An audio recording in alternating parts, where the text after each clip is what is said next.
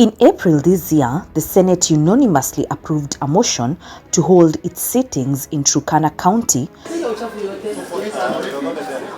paving way for thorough preparations started by the House leadership. Senate Mashinani is not a product of the standing orders. Senate Mashinani is the brainchild of the Senate as a way of the Senate fulfilling its constitutional mandate. That mandate, as you will know, is found at Article 96 of the Constitution, among other articles, which vests in the Senate the mandate of serving as a representative of the counties and also obliging the Senate to protect the interests of the counties and their governments.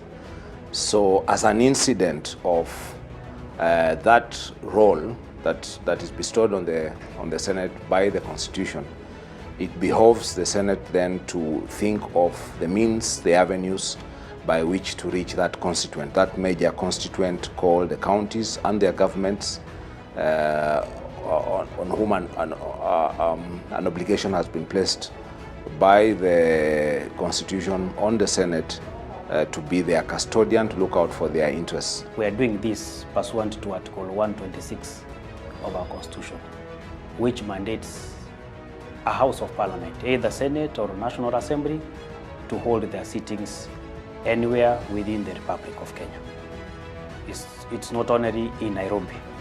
And the Senate being one of the organs that were created by our new Constitution, specifically for devolution, to protect and defend the interests of the devolved governments, decided to actualize that article of the Constitution through a resolution. The main aim of holding sittings outside Nairobi is to give Kenyans at the county level an opportunity to understand the role of the Senate, the benefits and challenges of devolution. Senate Mashinani enables the engagement in this county, enables the Senate to, in a most proximate and in a most immediate and in a most direct way, engage with the people of this county, with the county government, with the county assembly, and identify with those things that are close to the people of this county. Turkana is the third county to host the Senate Mashinani after Uasin Gishu and Kitui counties.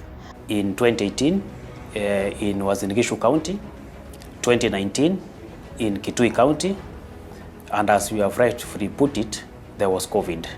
We took a break. When we were resuming to normalcy in 2022, we thought it was not the right way to do it because we had established to be holding Senate Mashinani in the month of September. So September, as you rightfully know, September of 2022, we were establishing a new government, a new parliament.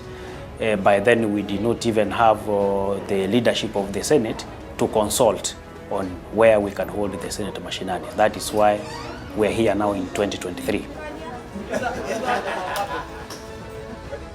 Preparations have been underway for the past few months in preparations for the sittings.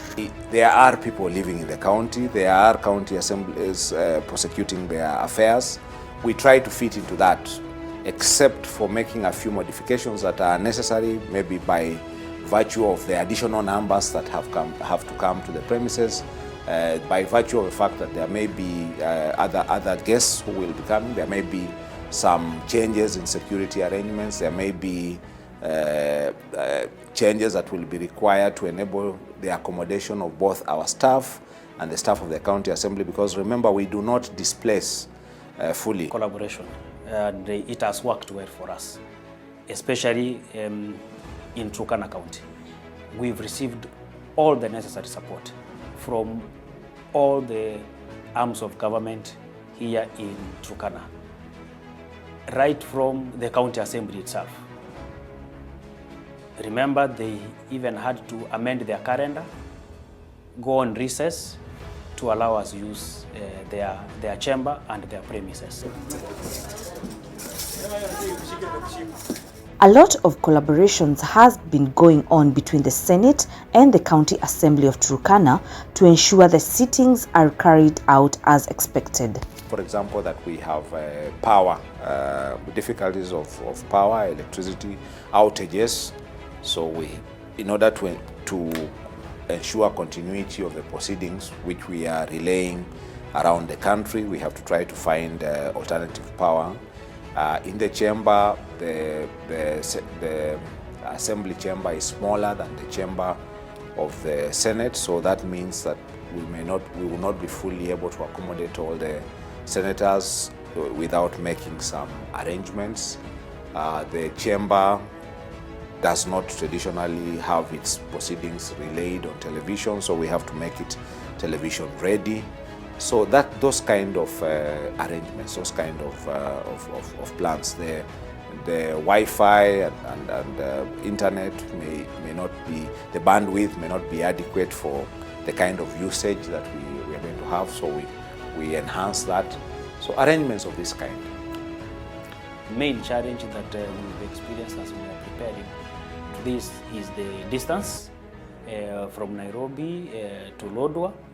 This has made us to work closely with colleague staffers in the county assembly. In the event that you've forgotten one aspect, it's not a place where you will say, let me dash tomorrow to go and check on that thing and come. So then you rely on our colleagues on the ground to check that and give feedback.